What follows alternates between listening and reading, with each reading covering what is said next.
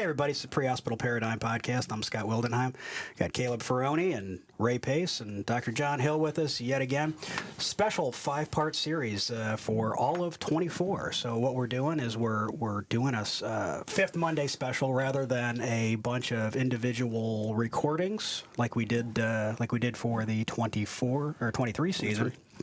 Yeah, for the 23 season, we're going to do a ongoing sub-series on EMS airway management, and we're going to hit a broad bunch of topics. We're going to start with just the BLS management of the patient, as well as the proper setup and preparation of the patient.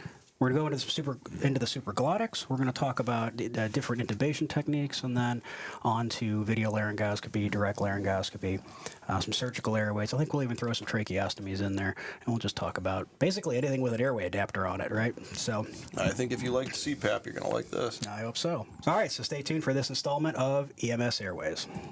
Let's get into it, and let's start with the nuts and bolts, right? I mean, because we're going to talk about all this advanced airway stuff. We're going to talk about all this cool stuff that we can do as advanced EMTs and as paramedics in the advanced airway management perspective. All that's for naught if we don't get the basics right? So let's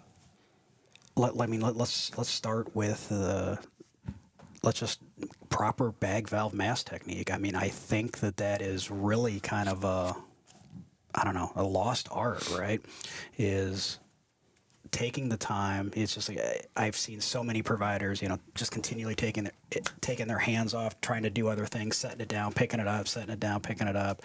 I understand if you're a 2-person team and it's in crisis, yeah, you gotta do some load balancing. But if you've got a third or a fourth person, then somebody just needs to be assigned to that airway and making sure that you've got a proper seal and you're holding proper technique. Now, our textbooks, of course, say that we're supposed to hold that two-handed seal, right, the entire time. But of course, we're all realists. If you can, right? Yeah. If you have enough people there. Yeah. And in the ER, that's what I do. I'm running everything, but I'm also respiratory's bagging for me or paramedics bagging for me. I'm holding a two-handed seal for them just because I know that's the most important thing with that. There are some of these masks that, and you got to pay attention to this. I don't know if we have one in here, but there are some of these that you can use with a syringe. Give it a little more inflation or deflation. Well, my caution is if specifically if you're at a low volume department, say you do a couple hundred calls or something, maybe it's your backup truck or whatever. I've gotten on. Pulled these out basically for equipment checks and it's flat tire, right?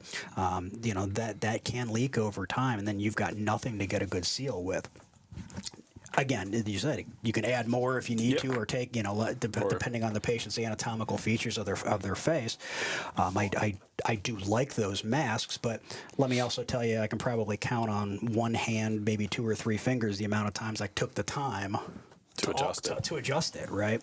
But I think that goes back to, I think you made a good point that success in managing your airway starts at the truck check. Yeah, we're about to stress that everything's in preparation. That preparation before your shift starts, or it's when your shift starts. Correct. Right? Yeah. Or if you are that department that runs 200 calls a year, and maybe you're volunteer training nights, you need to go through all that stuff anytime you're there. Yeah, you're driving past. If you pull that out, and it's brown and crunching. It's time to replace it. Yeah, it's easy to pay attention to the bag valve mask that's on the back of the cot or in your jump kit, or what about the one that's in the back of the cabinet or whatever. So the other thing I kind of wanted to touch on with BVMs is the actual size of the bag, right?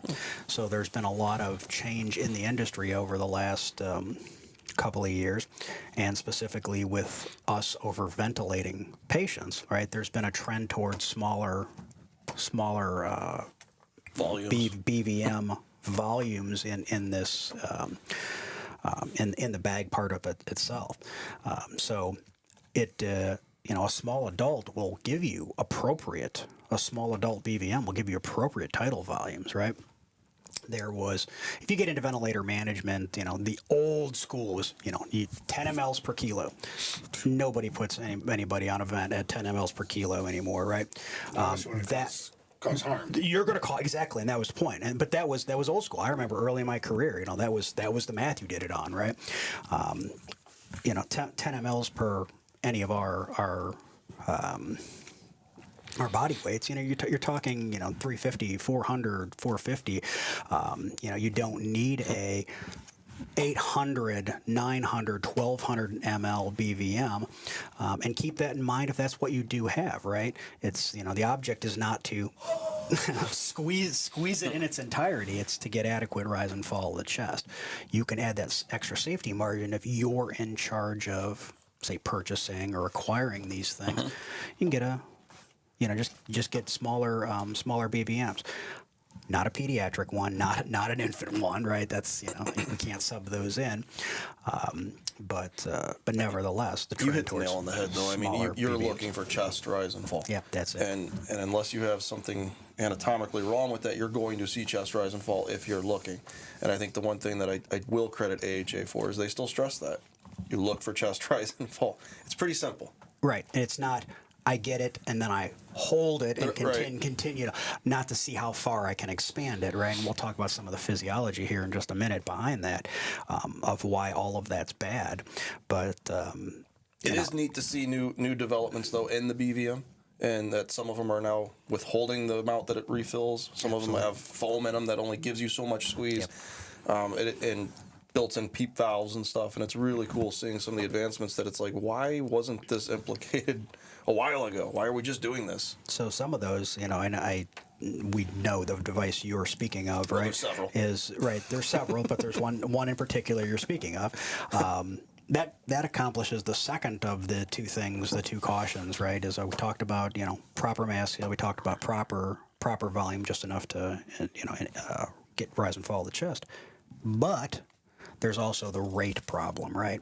And the device that you were talking that limits airflow in here, so this inflates very slowly, forces you to bag slowly, right? Forces you to slow your bagging down and, do it far more appropriately. Even at this point in my career, it still seems agonizingly slow to me to bag somebody properly, right? Yeah. Still, to this day, it's just like, you're getting there. It's like, I know this is physiologically correct, but it still doesn't feel right, Yeah. Well, and especially when a lot of one of the training tools we use is like every time you breathe, they breathe. Well, then you're worried like. Right. Or you do the makeup breath, where you give them a breath and you go do something. You're like, oh, I haven't breathed for minutes. Let me give them 3. Okay, we're good. Oh, that's a thing? No, it's not a thing. But, certainly managing rate, and there's other tools out there for managing rate, whether that's a metronome, whether that's, any type of counter, or, there's things out there. The lights. Wouldn't it be cool if we just had a pretty ubiquitous tool that just told you how bad you sucked, right? And of course, that's the capnography, right? I feel like, especially on vented patients or patients that we're bagging, we forget. It's like, intuitively, if you put it on a spontaneously breathing patient, you'll look at it for the rate. But I think sometimes we forget, hey, this is also a good, you can just look over and get your data. It's just like, oh, I'm bagging it 25 times a minute. I really need to slow that down. Or you'll right? get your apnah alarm and tells you you need a bag again. Sure. So Yeah, it's both. a great tool. And just throw them in the bag with it. So you again, that goes back to the prep and stuff. I think you should take every BVM and shove right? When you open a BVM up, what should fall out in your lap? I think a couple, Scott's opinion here, this is opinion, but a couple things should fall out in your lap. Obviously, the mask. A filter. We just viral filter. we just talked about obviously a cap no set, right? And I hope everybody at this point understands you can put that in line, and you should be monitoring CO2 even if you're just doing mask ventilation of this patient, right? Why wouldn't you? That's the other thing, right? So what were you going to say about the COVID filter or the COVID filter? For 3 years, this was a COVID filter, right? So it's a viral filter. Yeah, So, I mean, when we're recording this now, we are in viral season. anyone that's having respiratory distress, you can assume that it's probably from a virus at least. Yeah. So it's just good to have it on, right? Just protect yourself. Absolutely. Protect everyone else around you so you're not aerosolizing. And know where it goes. I've seen people put those on the wrong spot in the BVMs before just because it fits. Yeah. So know where it goes. Right. That's, I don't know if it fits on this. It won't fit on this particular BVM, but yes, It will on some. Some, yes, absolutely. Will. Also remember to know your equipment, how to use it before you need to use it. This, for example, if you read the directions on how to use this, I don't just put it on there and then put it in my machine. You have to let it calibrate. So you put it in your machine, give it a second to draw the air through this long tube. It'll start sensing, it'll calibrate itself, then attach it. Then attach it, absolutely. So if you're not doing that, you're not doing it right. Correctly. And then the other thing, too, I think if you have any challenges, you have to go back to everything that you guys mentioned. So even if I have all my tools in place and I'm not ventilating my patient well, then why not? So it's kind of like, it's almost like when you're running a fire pump. What went wrong? Start Something's over. wrong, yeah. Start from the beginning. So go back, and a lot of the shortfall is your mask seal. Is what a lot of it is. It sounds really dumb, but people will start squeezing more because they're not getting the ventilation that's needed just because you don't have a simple You got a mask good seal mask with seal. either two-person, double C&E, or you're doing a C&E, but a lot of it boils down to this is your current failure just because of their facial structures. My PEEP valve over there. I mean, that was the other thing that I have to talk about because I'm me.